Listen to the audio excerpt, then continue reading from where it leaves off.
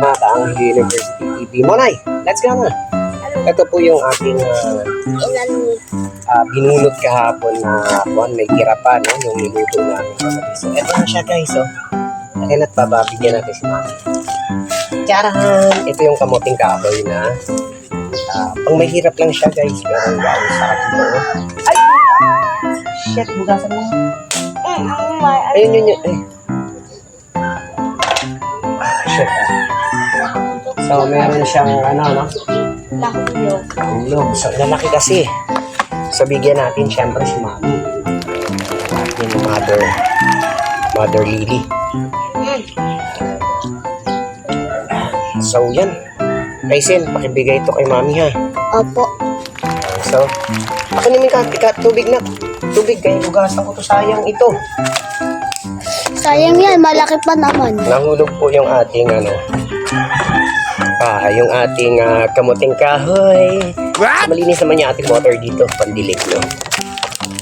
Siyempre, nilalagyan natin ng linis na tubig dito para in case of emergency yan.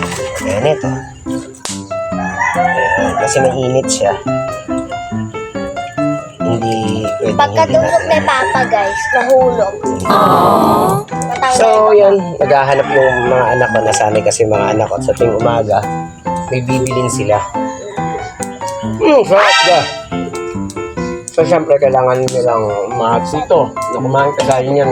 Paghirap tayo ngayon dahil pataas yung bilihin at ang ating langis, no? So, ito, isa na rin to sa pagtitipid natin, guys. Luto na. Pagka Salang natin nagtitipid yung kayo guys, dahil meron na akong bigas, salang na natin dito. kung nagtitipid kayo guys, tsaka kung meron din kayo kamuting kahoy, pitasin nyo na. So yun, bigay natin. Nak, bigay niyo kay Mami. Para matikman din ni Mami yung ating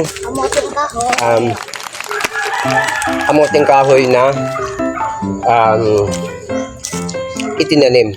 So marami pa tayong tinanim ngayon. Itatanim ko yung pinutol natin. Ayun o. So pinutol natin na tanim. Sige na, umakyat ka na.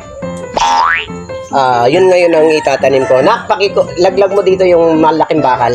Yung pamumuhukay ko. Oh no! So yun, itatanim na rin natin. Para mapakinabangan din sa ilang buwan, no? 3 months, malalaki na yun. So ngayon, supportahan lang muna natin sila ng dilig. Kaya, ito, almusal muna tayo guys. Habang nagsasaing, mamaya magre-record nyo naman ako. Tapos mag-upload tayo ng ating mga video na singing video natin. What? So yun guys, almusal muna tayo. Balanghoy, sa Bisaya pa, balanghoy.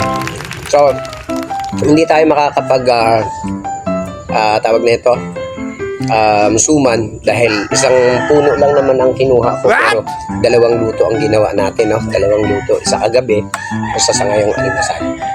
So guys, maraming salamat. Support naman kayo sa aking pagtatanim dito sa aking taniman. At syempre, dahil sa mahal ang bigas, mahal ang bilihin, tipid-tipid muna ang Holy University TV. Let's go guys!